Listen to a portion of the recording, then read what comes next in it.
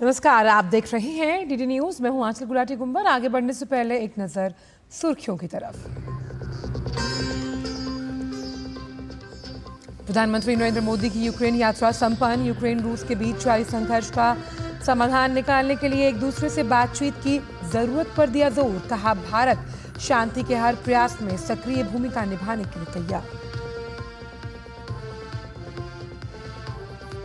अमेरिकी रक्षा विभाग ने विदेशी रक्षा सौदों को दी मंजूरी। भारत सरकार को एंटी सबमरीन हथियार सोनोबॉय देने का फैसला। रक्षा मंत्री राजनाथ सिंह के अमेरिका दौरे के बीच दोनों देशों के बीच हुआ $5 करोड़ से अधिक का रक्षा सौदा।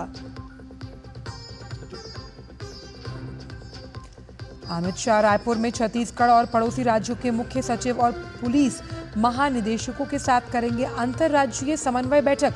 वामपंथी उग्रवाद प्रभावित क्षेत्रों में सुरक्षा और विकास संबंधी बैठक को भी करेंगे संबोधित।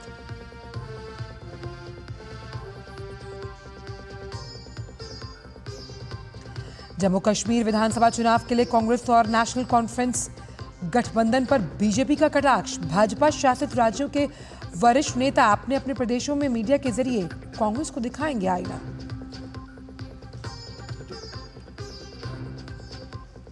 क्रिकेट को कह रहा हूं अलविदा। फैंस के नाम भावुक संदेश जारी कर शिखर धवन ने क्रिकेट के सभी प्रारूपों से लिया संन्यास।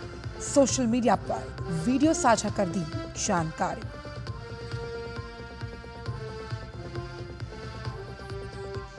और देश के कई हिस्सों में भारी बारिश की चेतावनी। कई राज्यों में मूसलाधार वर्षा की संभावना। त्रिपुरा के बाढ़ प्रभावित क्षेत्रों में भारतीय वायुसेना का बचाव कार्य लगातार जारी।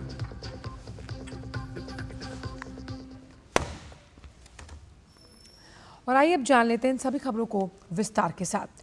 कोलकाता रेप और मर्डर केस को लेकर सीबीआई सच का पता लगाने में जुट गई है। आरजीकर में कथित वित्तीय अनियमितताओं से संबंधित सभी दस्तावेज आज एसआईटी ने सीबीआई को सौंपे। वहीं इस मामले में आरजीकर मेडिकल कॉलेज के पूर्व प्राचार्य संदीप घोष की मुश्किलें बढ़ने वाली हैं। सीबीआई आज संदीप घोष का पॉलीग्राफ टेस्ट करा सकती है। सियालदह कोर्ट से सीबीआई को पॉलीग्राफ टेस्ट के लिए मंजूरी मिली। सीबीआई इस मामले में संदीप घोष के अलावा 4 ट्रेनी डॉक्टर्स का पॉलीग्राफ टेस्ट करवाने वाली है। इससे पहले सीबीआई संदीप घोष से कई दौर की पूछताछ कर चुकी है और वहीं इस मामले के मुख्य आरोपी संजय रॉय के पॉलीग्राफ टेस्ट की अनुमति सीबीआई को पहले ही मिल चुकी है। सीबीआई संजय रॉय समेत 6 लोगों का पॉलीग्राफ टेस्ट आज करा सकती है। आरोपी संजय रॉय को पहले ही 14 दिनों की न्यायिक हिरासत में भेज दिया गया। कोलकाता में डॉक्टरों का विरोध प्रदर्शन अभी जारी है। राज्य में रेजिडेंट और जूनियर डॉक्टरों का काम बंद जारी है और निकट भविष्य में कोई सफलता मिलने की उम्मीद नहीं, क्योंकि डॉक्टरों का मानना है कि जांच में कोई प्रगति होते हुए नजर नहीं आ रही है।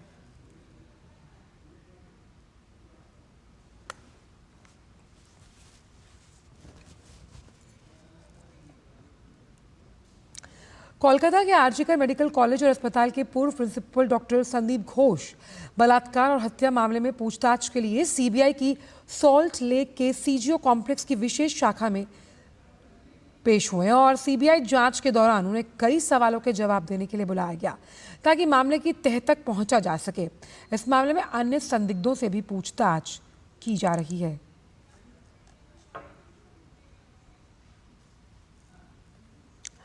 वहीं आरजीकर अस्पताल कांड मामले के खिलाफ रविंद्र सरोवर में सुबह सैर करने वाले लोगों ने विरोध मार्च निकाला।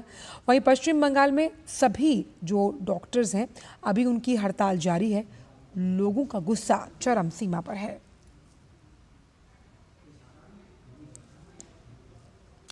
रक्षा मंत्री राजनाथ सिंह ने शुक्रवार को अमेरिका के पेंटागन में अमेरिकी रक्षा सचिव लॉयड ऑस्टिन के साथ द्विपक्षीय बैठक की। उन्होंने दोनों देशों के बीच मौजूदा रक्षा सहयोग गतिविधियों की समीक्षा की और उन्हें और गहरा करने पर बल दिया। इस दौरान राजनाथ सिंह ने द्विपक्षीय रक्षा सहयोग, औद्योगिक सहयोग, क्षेत्रीय सुरक्षा, अन्य अंतर्राष्ट्रीय मुद्दों पर व्यापक चर्चा की। दोनों मंत्रियों ने क्वाड पहल, Indo Pacific maritime domain awareness को क्रियान्वित करने में हुई प्रगति की प्रशंसा की। साथ ही हिंद महासागर क्षेत्र में भागीदारों के लिए मैरीटाइम डोमेन अवेयरनेस को बढ़ाने के लिए भारत द्वारा किए जा रहे प्रयासों की सराहना की।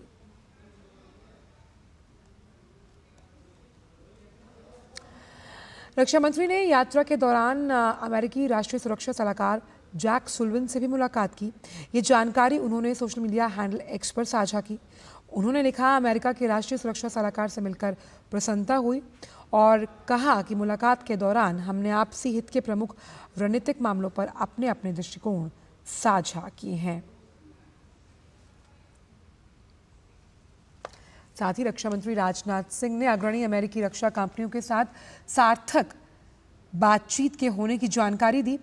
अमेरिका भारत सामरिक साझेदारी मंच द्वारा आयोजित रक्षा उद्योग गोलमेज सम्मेलन के दौरान ये वार्ता हुई। अपने सोशल मीडिया हैंडल एक्स पर उन्होंने लिखा कि रक्षा क्षेत्र में आत्मनिर्भरता हासिल करने की दिशा में भारतीय भागीदारों के साथ काम करने के लिए अग्रणी अमेरिका रक्षा कंपनियां आमंत्रित करता है।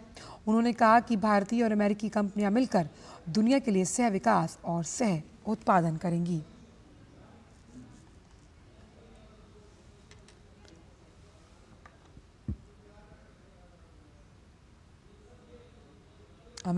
तो रक्षा उद्योग गोलमेज सम्मेलन में सार्थक बातचीत हुई है, जिसमें US India strategic partnership forum आयोजित रक्षा उद्योग गोलमेज सम्मेलन में अग्रणी अमेरिकी रक्षा कंपनियां क्या भूमिका निभाएंगी, ये सामने रखा गया।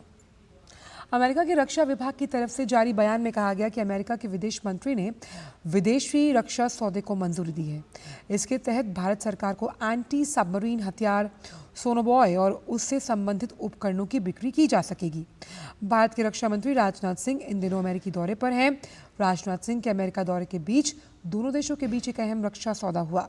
इस सौदे के तहत अमेरिका भारत को एंटी सबमरीन सोनोबॉय देगा।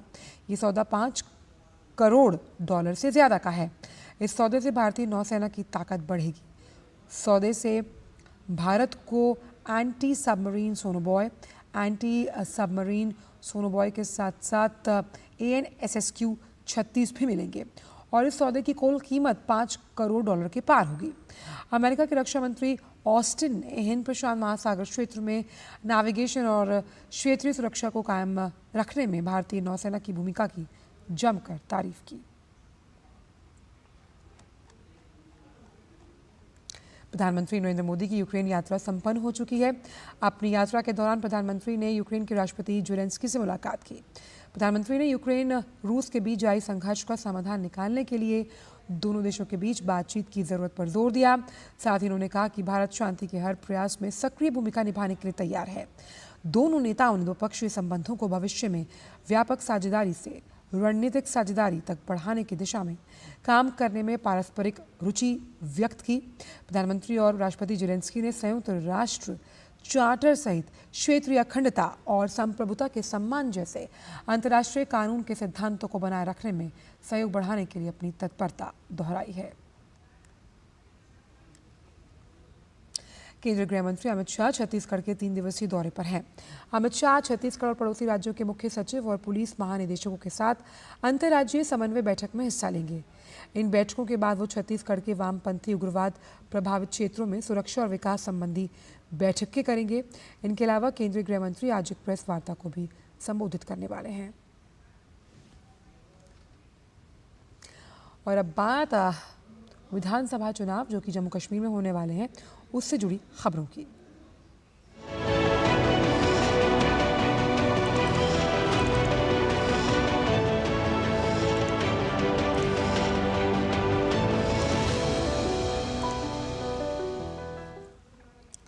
तो जम्मू कश्मीर में आगामी विधानसभा चुनावों को देखते हुए हर तरह की सुरक्षा व्यवस्था की गई है।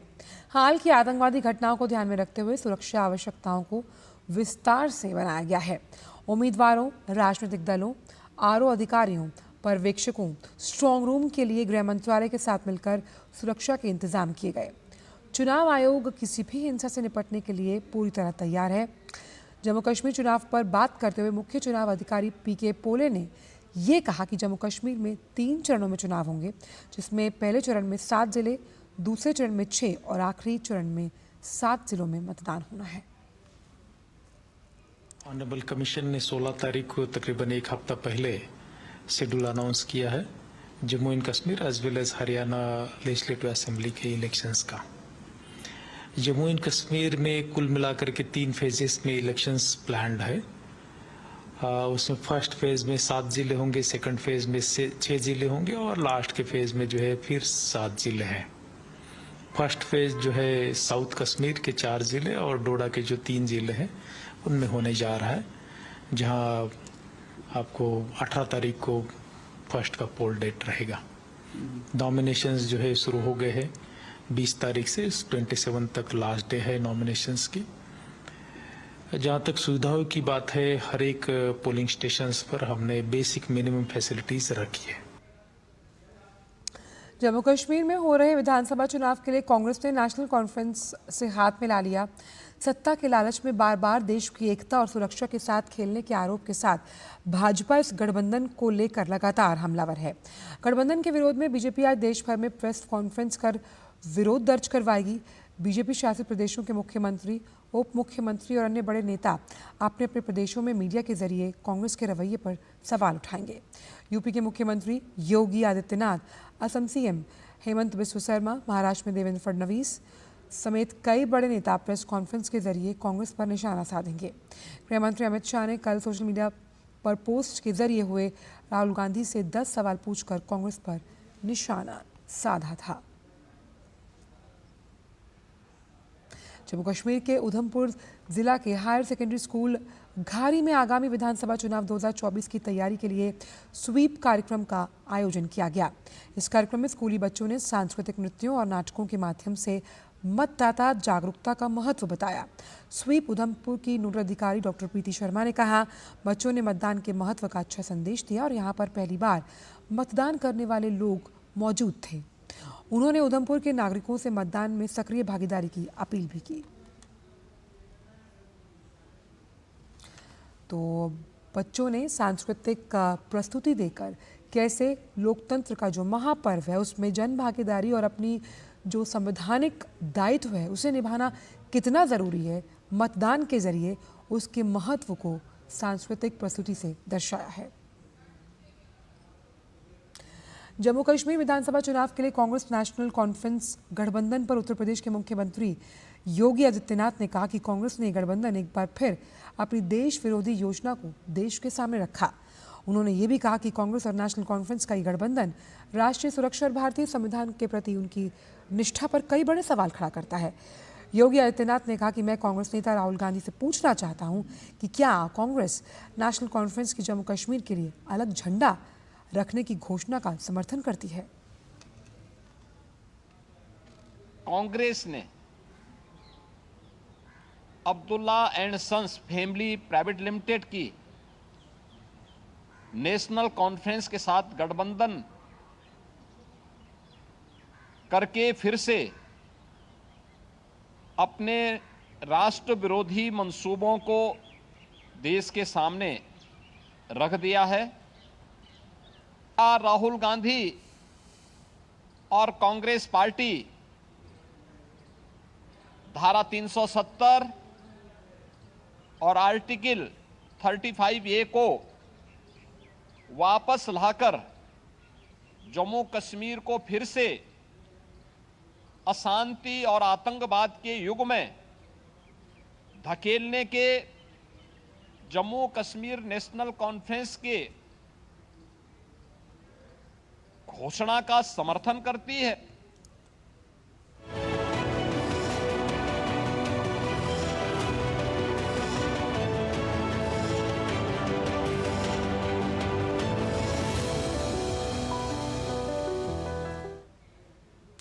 झारखंड सरकार की तानाशाही के खिलाफ झारखंड भाजपा ने सभी जिलों के एसपी कार्यालय और थाने के मामला सामने पुतला दहन कार्यक्रम करने का निर्णय लिया। राज्य सरकार की असफलता और परीक्षाओं में धांधली को लेकर सीबीआई जांच की मांग के साथ भाजपा ने शुक्रवार को राज्य में आक्रोश रैली निकाली।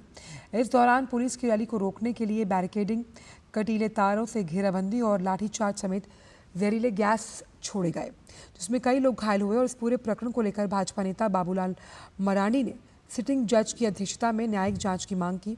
वहीं नेता प्रतिपक्ष अमर कुमार बावरी ने कहा कि आज का दिन हमेशा के लिए काले अध्याय के रूप में दर्ज होगा।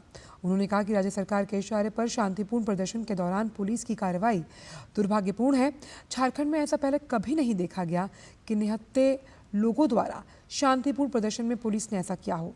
लोगों को जलियांवाला बाग जैसा कांड याद आ गया। झारखंड में अलकायदा मॉड्यूल के बड़े नेटवर्क का एटीएस और दिल्ली झारखंड पुलिस ने भंडाफोड़ किया। एटीएस ने रांची, लोहरदगा और हजारीबाग में 16 जगहों पर छापेमारी कर इस मॉड्यूल के सरगना डॉक्टर इश्तियाक अली समेत 8 संदिग्धों को पकड़ा, जिनसे पूछताछ की जा रही है। छापेमारी के दौरान आतंकियों के ठिकानों से कई खतरनाक हथियार और दस्तावेज बरामद किए गए हैं। झारखंड में अलकायदा के बड़े नेटवर्क का एटीएस और दिल्ली एवं झारखंड पुलिस ने किया भंडाफोड़। रांची का डॉक्टर इश्तियाक अली निकला अलकायदा मॉड्यूल का लीडर। रांची का डॉक्टर इश्तियाक समेत 8 संदिग्ध पकड़े गए, जारी है पूछताछ। आतंकियों के ठिकानों से कई खतरनाक हथियार और दस्तावेज भी बरामद। रांची के चान्हों में मदरसा चलाने वाला मुफ्ती भी निकला आतंकी। भारत को इस्लामिक स्टेट बनाने की थी तैयारी। इंडियन मुजाहिदीन की तर्ज पर आतंकी संगठन खड़ा करने में लगा रांची का एक डॉक्टर इश्तियाक अली को एटीएस ने गिरफ्तार किया है। रांची के एक बड़े निजी अस्पताल में रेडियोलॉजिस्ट के रूप में कार्यरत यह डॉक्टर अपना कुनवा कई राज्यों में फैला चुका था। यहाँ तक कि राजस्थान और उत्तर प्रदेश में भी इसके मॉड्यूल पर कई लोग काम कर रहे थे। इतना ही नहीं, एटीएस की टीम ने लोहरदगा से एक जो हम कह सकते हैं मदरसा में पढ़ाने वाले को भी गिरफ्तार किया है। तो आप समझ सकते हैं कि यह नेक्सस और मॉड्यूल कितना लंबा और बड़ा होता जा रहा था।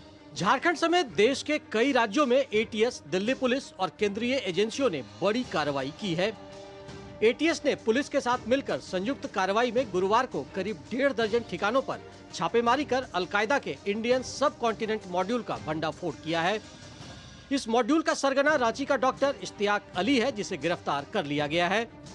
झारखंड के आईजी ऑपरेशन एवी होमकर ने कहा कि कुछ व्यक्तियों की संदिग्ध गतिविधियों के बारे में दी गई सूचना के आधार पर Jharkhand ATS, STF, Ranchi police और दिल्ली पुलिस की संयुक्त टीम ने राज्य के विभिन्न जिलों में छापेमारी कर 8 संदिग्धों को पकड़ा है। Jharkhand ATS, STF, Ranchi police और दिल्ली पुलिस की संयुक्त टीमों के द्वारा एक साथ छापामारी अभियान चलाया गया है। उक्त अभियान में अभी तक 8 संदिग्ध व्यक्तियों को हिरासत में लेकर पूछताछ की जा रही है। तलाशी अभियान के दौरान कई खतरनाक अवैध हथियार, लैपटॉप, मोबाइल फोन और कुछ संदिग्ध दस्तावेज भी बरामद किए गए हैं। श्री होमकर ने बताया कि इन सभी संदिग्ध व्यक्तियों से पूछताछ की जा रही है और बरामद दस्तावेजों का सत्यापन भी किया जा रहा है। इन संदिग्ध व्यक्तियों से पूछताछ और जो दस्तावेज बरामद हुए हैं उनका सत्यापन तथा जो ये छापामारी अभियान है ये खत्म होने के बाद सत्यापन पर जिस तरीके से जो फैक्ट्स आएंगे उनके बेसिस पर जो आगे विधिसम्मत लीगल कार्रवाई है वो की जाएगी। रांची से गिरफ्तार डॉक्टर इश्तियाक ने रिम्स से एमबीबीएस की पढ़ाई की है। करीब 6 वर्षों से वह कई अस्पतालों में काम भी कर रहा था। उसका हजारीबाग में भी क्लिनिक है। एटीएस ने रांची के चान्हों के चटवल में मदरसा चलाने वाले एक मुफ्ती रहमतुल्लाह मजाहिरी को भी पकड़ा है।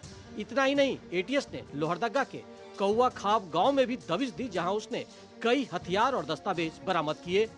एटीएस की कार्रवाई और हथियार की बरामदगी देखकर ग्रामीण अचंभित दिखे।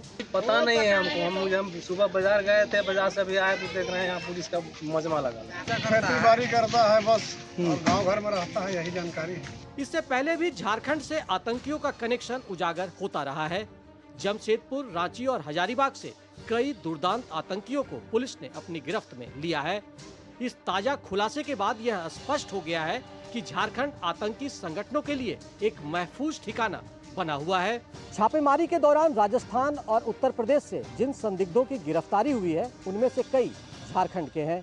अब सवाल यह उठ रहा है कि झारखंड के लोग आतंकी संगठनों के चंगुल में कैसे फंस रहे हैं और डॉक्टर और मुफ्ती भी आतंकवाद की राह पर है। निश्चित तौर पर इस खुलासे से लोगों के मन में डर पैदा हुआ है, जो पुलिस के लिए भी एक बड़ी चुनौती है। आसिफ, गौरव और विकास के साथ मैं दिवाकर कुमार, दूरदर्शन समाचार, रांची। खबर मध्य प्रदेश से, जहां जन्माष्टमी के त्यौहार पर शासकीय आयोजन हो रहे हैं। विभिन्न विषयों पर विद्वानों के व्याख्यान और सांस्कृतिक कार्यक्रम सभी शासकीय और अशासकीय स्कूल और कॉलेज में आयोजित किए जा रहे हैं, लेकिन मध्य प्रदेश कांग्रेस को इससे आपत्ति है। राज्य में कांग्रेस के विधायक का कहना है कि सरकार ऐसा कर शिक्षण संस्थानों को बर्बाद करने में लगी है। अब भाजपा सवाल उठा रही है कि कांग्रेस को जन्माष्टमी मनाने में आखिर आपत्ति क्या है। मध्य प्रदेश में कृष्ण जन्माष्टमी धूमधाम से मने, इसे लेकर डॉक्टर मोहन यादव की सरकार ने व्यापक तैयारियां की हैं। भगवान श्री कृष्ण की शिक्षा एवं मित्रता के प्रसंग तथा जीवन दर्शन के साथ भारतीय सांस्कृतिक परंपराओं, योग आदि पर आधारित विभिन्न विषयों पर विद्वानों के व्याख्यान एवं सांस्कृतिक कार्यक्रम सभी शासकीय और अशासकीय स्कूलों और कॉलेजों में आयोजित कराए जाएं, इसको लेकर व्यापक रूपरेखा बनाई गई है। प्रदेश के ऐसे स्थल जहाँ भगवान श्री कृष्ण के जीवन में जुड़े विशेष प्रसंग स्थलों जैसे कि जानापाव, अमझेरा, नारायणा एवं सांदीपनी आश्रम उज्जैन में जन्माष्टमी के अवसर पर सांस्कृतिक कार्यक्रम आयोजित किए जाएंगे। इंदौर के पास जानापाव अपना वो स्थान है जहाँ पर विनम्रता और श्रद्धा से परशुराम जी से सुदर्शन चक्र भगवान श्री कृष्ण ने प्राप्त किया। ये चारों धाम मध्य प्रदेश के भगवान कृष्ण के उस इतिहास को जीवंत करते हैं, जिसके कारण से योगेश्वर श्री कृष्ण की लीला दुनिया में अलग प्रकार से पहचानी गई। आइए हम सब मिलकर के मध्य प्रदेश के इन धामों को जन्माष्टमी के साथ भी स्मरण करें और जन्माष्टमी के बाद भी सरकार के द्वारा जहाँ जहाँ भगवान श्री कृष्ण के चरण पड़े हैं ऐसे स्थान को तीर्थ बनाने के लिए सरकार ने संकल्प लिया है। राज्य सरकार द्वारा जन्माष्टमी मनाने के फैसले से मध्य प्रदेश कांग्रेस को तकलीफ हो रही है। मध्य प्रदेश में कांग्रेस के एक विधायक आरिफ मसूद तो यहां तक कह रहे हैं कि सरकार ऐसा करके शिक्षण संस्थानों को बर्बाद कर रही है। उनका मानना है कि शिक्षण संस्थानों में त्योहार मनाने की जरूरत ही नहीं है। वहीं भाजपा कह रही है कि कृष्ण किसी दल के नहीं हैं, कोई त्योहार दल या संगठन से जुड़े नहीं होते। कांग्रेस घोषित करे कि कांग्रेसी जन्माष्टमी नहीं मनाएंगे। शिक्षण संस्थाएं केवल पढ़ाई के लिए, एक अच्छे एटमॉस्फेयर के लिए होती हैं। धार्मिक आयोजन के लिए अवकाश रहता है। सारे लोग हिंदू मुस्लिम जिसको जिस तरह मनाना होता है मनाते हैं। हमने अभी राखी हमारी बहनें आई मानने, जन्माष्टमी के कई आयोजन में हम भी जाते हैं, लेकिन आप शिक्षण केंद्र में अनिवार्य करते हो, फिर एक तरफ आप मदरसों के ऊपर उंगली उठाते हो, तो किस तरह ले जाना चाह रहे हो। तो ये देश संविधान से चलेगा और इसीलिए संविधान बहुत अच्छा है जिसको सबने एक्सेप्ट करा। जन्माष्टमी कांग्रेस ही नहीं मनाएंगे, डिक्लेयर करें कि हम जन्माष्टमी नहीं मनाएंगे। जन्माष्टमी का पर्व हमारा सौभाग्य है और मैं तो मध्य प्रदेश की सरकार को, हमारे मुख्यमंत्री डॉक्टर मोहन यादव जी को हृदय से धन्यवाद करता हूं कि जन्माष्टमी के पर्व पर उन्होंने बड़े पैमाने पर आयोजन करने का जो तय किया है, ये मध्य प्रदेश की जनता इस बात के लिए आभारी है। क्या स्कूल कॉलेज में कृष्ण को पढ़ाना अपराध है या कृष्ण जन्मदिन मनाना अपराध है? ये अपराध है तो कांग्रेसी और जिन्नाओं की नजरों में है, भारत के नागरिकों की नजरों में नहीं है। भारत का नागरिक आज भी अपने बेटे को जब पैदा होता है, मां की गोद में होता है, तो कन्हैया कहकर पुकारता है। मां फक्र करती है, मां गर्व करती है कि मेरा बेटा है, लाल है, कन्हैया है। अरे दादा, कन्हैया मिल तो जाए। कन्हैया जब देश को सौभाग्य से मिलता है तभी कंसों का वध होता है। और इसलिए ध्यान रखो, कन्हैया से एलर्जी करने वाली कांग्रेस पहले राम से एलर्जी करती थी, अब भगवान कृष्ण से एलर्जी कर रही है। कांग्रेस के विचारों पर भाजपा को भले ही उसे घेरने का मौका मिल गया हो, लेकिन राज्य सरकार का मानना है कि जन्माष्टमी पर्व को दृष्टिगत रखते हुए शास्त्र सम्मत मंदिर निर्माण के स्थापत्य एवं उनकी विशेषताओं से अधिक लोगों को अवगत कराया जाए। इसके साथ ही हमारे गौरवशाली इतिहास के प्रसंग, कथानकों, आख्यानों से सभी वर्गों को अवगत कराया जाए। केवल आरिफ मसूद ही नहीं, हाल में कांग्रेस के कई अन्य विधायकों के बड़बोले बोल और विवादित बयानों ने कांग्रेस को ही मुश्किलों में डाल दिया है। बीजेपी को मौका मिल जाता है और कांग्रेस फिर जवाब नहीं दे पाती है। लेकिन सवाल यहां पर यह है, क्या त्योहारों पर इस तरीके की राजनीति होना चाहिए या नहीं, ये आप तय कीजिए। कैमरामैन चंद्रमोहन के साथ आदित्य श्रीवास्तव, डीडी न्यूज, भोपाल। श्रीलंका में भारत के उच्चायुक्त संतोष झा और श्रीलंका की रक्षा राज्य मंत्री प्रमिता बंडारा तेनकून ने भारत श्रीलंका संयुक्त सैन्य अभ्यास मित्र शक्ति के 10वें संस्करण के अंतिम अभ्यास के वो प्रत्यक्षदर्शी बने। ये कार्यक्रम श्रीलंका में आर्मी ट्रेनिंग स्कूल मदुरै ओया में आयोजित किया गया था और इस संयुक्त उद्देश्य अभ्यास का ये था कि दोनों सेनाओं के बीच अंतर संचालितता को बढ़ावा दिया जाए और द्विपक्षीय संबंधों को प्रगाढ़ किया जाए। इस दौरान संतोष शाह ने भारतीय सैन्य दल से बातचीत की और 14 दिवसीय अभ्यास जो है वो 25 अगस्त को समाप्त होना है। भारत के दिग्गज क्रिकेटर शिखर धवन ने अंतर्राष्ट्रीय क्रिकेट से संन्यास का ऐलान कर दिया। उन्होंने सोशल मीडिया प्लेटफॉर्म एक्स पर रिटायरमेंट की घोषणा की। 37 साल के शिखर धवन ने साल 2010 में भारत के लिए डेब्यू किया था। 13 साल के करियर में 34 टेस्ट, 167 वनडे और 68 T20 मैचों में भारत का प्रतिनिधित्व वो कर चुके हैं। टीम इंडिया के सबसे खतरनाक सलामी बल्लेबाजों में से एक शिखर धवन ने लंबे समय से वो टीम से बाहर चल रहे थे। उन्होंने टीम इंडिया के लिए आखिरी मैच दिसंबर 2022 में बांग्लादेश के खिलाफ खेला था। सोशल मीडिया प्लेटफॉर्म एक्स पर पोस्ट किए वीडियो में शिखर धवन ने अपने क्रिकेट करियर में साथ देने वाले लोगों का आभार जताया। मेरी हमेशा से एक की मंजिल थी इंडिया के लिए खेलना, और वो हुआ भी, जिसके लिए मैं कई लोगों का शुक्रगुजार हूँ। सबसे पहले मेरी फैमिली, मेरे बचपन के कोच तारिक सेनाथ जी, मदन शर्मा जी, जिनके अंडर मैंने क्रिकेट सीखी। फिर मेरी टीम, जिसके साथ साथ मैं सालों खेला। मुझे एक परिवार और मिला, नाम मिला, आप सबका प्यार मिला। पर कहते हैं ना, कहानी में आगे बढ़ने के लिए पन्ने पलटना जरूरी है। तो बस मैं भी ऐसे ही करने जा रहा हूँ। I am announcing my retirement from international and domestic cricket. और फिलहाल समाचारों में इतना ही। दीजिए इजाजत। नमस्कार।